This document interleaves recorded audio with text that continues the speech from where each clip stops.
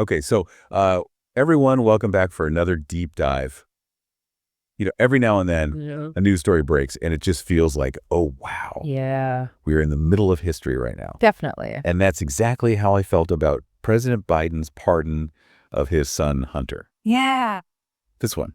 It's a big one. It feels big. Yeah. And we've got a whole stack of articles here. Yeah, we do. To try to unpack this whole thing. You know what I think is really fascinating about this pardon? Yeah. The timing and the history of presidential pardons, especially ones involving family members. I mean, they have always been controversial, haven't they? Right. Think back to Ford pardoning Nixon. Oh, yeah. Huge firestorm of debate about abuse of power.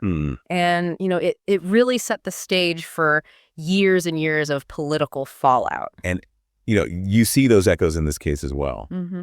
But let's rewind a little bit. Let's come back to the present. Right. Because this wasn't just any pardon. It was a full and unconditional pardon. Unconditional pardon covering everything. I mean, from what I'm reading here, it's from the tax charges back in September to the federal gun charges in June. Okay. And I think even further back to 2014. Yeah, it was a blanket pardon, essentially wiping the slate clean. Yeah, and, a presidential pardon by its very nature is an act of forgiveness, right? Absolutely. It's saying, okay, we're going to start over. We're going to wipe the slate clean. That's a fresh start, But there are limitations to that. Oh, for sure. It mainly applies to federal offenses. Right. But in Hunter Biden's case, it effectively ends any possibility of legal action on these matters. Yes, exactly. It's over. Which makes the timing even more interesting. Right. This all happened over Thanksgiving weekend. Of all times. With the family gathered in Nantucket. I can only imagine those dinner conversations. Yeah, right. But, President Biden had always maintained that he wouldn't intervene. He did. Even during Hunter's gun trial this past summer. So what shifted? That's the million-dollar question, isn't it? Yeah. Well, in his statement, President Biden pointed to raw politics influencing the case against his son. Okay. Essentially, he's arguing that Hunter was unfairly targeted, Just because of his last name. Because of his last name, because he's a Biden. Right. And this idea of a miscarriage of justice is really central to his decision to pardon Hunter.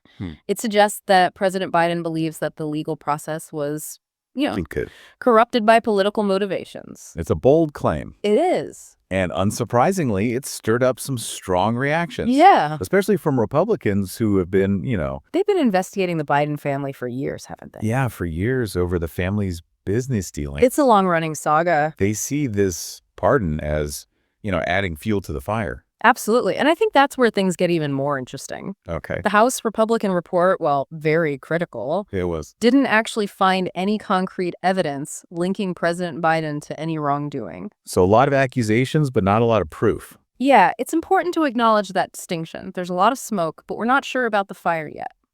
Some might say, though, that the timing of the pardon raises eyebrows. It does. Is it possible that this is an attempt to shield Hunter from, From future consequences. Exactly. As those investigations continue. Yeah, and it's a valid question. It speaks to this larger concern that's been around forever Right. about public trust in the justice system. Right. When any president uses the pardon power, particularly in a case that is as politically charged as this, it invites a lot of scrutiny and debate about fairness and impartiality. So where does this leave us? That's the question, isn't It's it? a tangled web. It really is. Family ties, political maneuvering, legal precedents. It's hard to see any easy answers. Yeah, I think you hit the nail on the head there. Yeah. It's a complex. It's messy. Very messy. No easy answers. But maybe that's the takeaway here. Then maybe it is. For all of us. What do you think? It really compels us to consider the tension between Okay, I'm listening. personal loyalty and public responsibility. Right. The role of presidential power. Huge. And what does justice even mean? What is justice? It's a conversation that we're going to be having, I think, for a long time to come. Oh, I think so. I think this is just the beginning. Yeah. This is a story that's going to keep unfolding, and we'll be here to cover it. And we'll be here to dive into it. Absolutely. Thank you for joining us. Thanks for having me. See you next time. See you later, Abin.